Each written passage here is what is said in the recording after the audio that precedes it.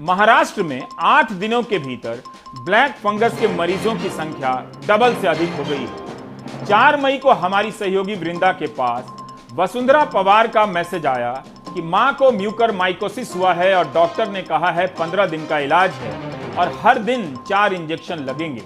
कहीं से भी नहीं मिल रहा है। ये मैसेज नासिक से आया था और पूजा की रिपोर्ट 10 मई की है। यह हम इसलिए बता रहे हैं ताकि पता चले कि मई तक सरकार और उसकी कमेटियां क्या कर रही थी। शुरुआती मामलों को देखते ही इंजेक्शन के इंतजाम को लेकर सरकार को हरकत में आना चाहिए था, जो नहीं आ सकी। सरकार की हालत ये थी कि 24 मई को मंत्रियों के समूह की बैठक में स्वास्थ्य मंत्री डॉक्टर हर्षवर्धन कहते हैं भारत में ब्लैक फंगस के 5424 मरीज हैं। उसके 2 दिन पहले रसायन मंत्री सदानंद गौड़ा ट्वीट कर चुके हैं कि भारत में ब्लैक फंगस के मरीजों की संख्या 8848 है। 2 दिन में 3424 का फर्क आ जाता है।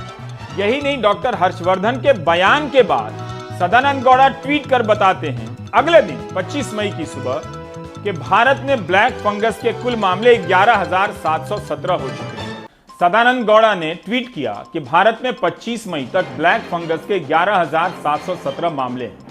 इसके बाद से केंद्रीय स्तर पर इस तरह की कोई संख्या नहीं दी जा रही है। क्या इसलिए कि आप नागरिकों को अंदाजा ही ना हो कि कितने मरीज हैं और उन मरीजों को किस तरह की दिक्कतों का सामना करना पड़ रहा है।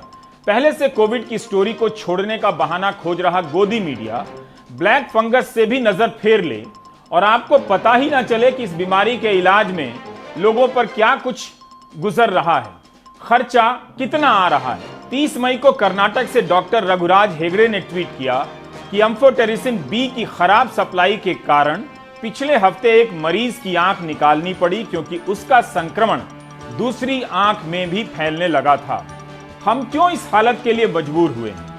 सरकारों ने ब्लैक फंगस दवा हासिल करने की लंबी चौड़ी सरकारी प्रक्रिया तो बना दी ताकि कालाबाजारी ना हो, लेकिन इसके बाद भी और इसके कारण भी इस दवा को हासिल करना मुश्किल भरा काम हो गया है।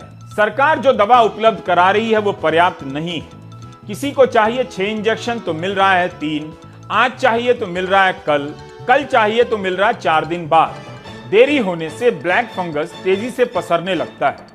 मरीज का परिवार लाखों रुपए के कर्ज में डूबने लगता है। इसलिए इलाज का खर्चा सरकार को देना चाहिए क्योंकि उसके कर्तव्य न निभाने के कारण परिवार कर्ज में डूबा है और जान गई है। दिल्ली हाई कोर्ट में इस इंजेक्शन की कमी को लेकर 20 मई से सुनवाई चल रही है। अदालत की सख्त टिप्पणियां तो आ जाती हैं, लेकिन उसके बाद भी इंजेक्शन नहीं मिल रहा है। दिल्ली सरकार हर दिन बता रही है कि उसके पास इंजेक्शन की कमी है, जबकि दिल्ली में ब्लैक फंगस के मरीजों की संख्या 1000 से अधिक मरीज हो चुकी है। दिल्ली में कल जो था 1044 पेशेंट थे, जिसमें से 92 ठीक होकर अपने घर जा चुके हैं और 89 पेशेंट्स की अभी तक डेथ है। अस्पताल में ऑक्सीजन की कमी से मरने वालों को मुआवजा मिलना ही चाहिए। राज्य सरकार के साथ साथ केंद्र को भी देना चाहिए क्योंकि ऑक्सीजन की सप्लाई का जिम्मा उसके पास था। पेंडेमिक और एपिडेमिक के अंतर में उलझने की कोई जरूरत नहीं है। भारत में इस वक्त 2 महामारियां चल रही हैं, कोरोना और ब्लैक फंगस की। सरकार कहती है कि वह लड़ रही है, सफलतापूर्वक दूसरी लहर को नियंत्रित कर चुकी है, लेकिन दवा आप खोज रहे हैं, आज तक खोज रहे हैं और इलाज का लाखों खर्चा आप चुका रहे हैं, कर्जे में आप डूब रहे हैं। तबाही आपकी और वाहवाही सरकार की। कोरोना की दूसरी लहर जब कम हो रही है तब वो कहानियां सामने आ रही हैं जिसमें पता लग रहा है कि कैसे ये लहर महाराष्ट्र के गांवों में कई परिवारों को उजाड़ गई है।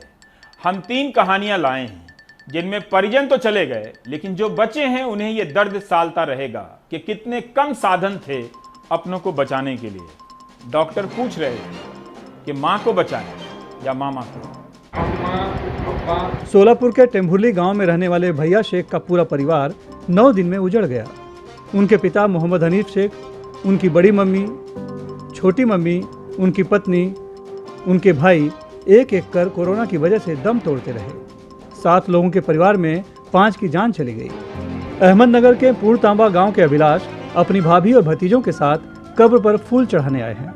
21 अप्रैल से 5 मई के बीच कोरोना ने मां, बड़े भाई और 2 मामाओं को छीन लिया।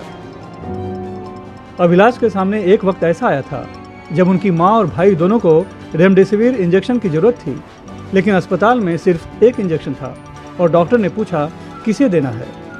इतना बड़ा परिवार था, मामा, माँ, बड़ा भाई, दूसरा मामा, 4 लोग एक साथ 8 दिन के अंदर सब घर छोड़ के गए।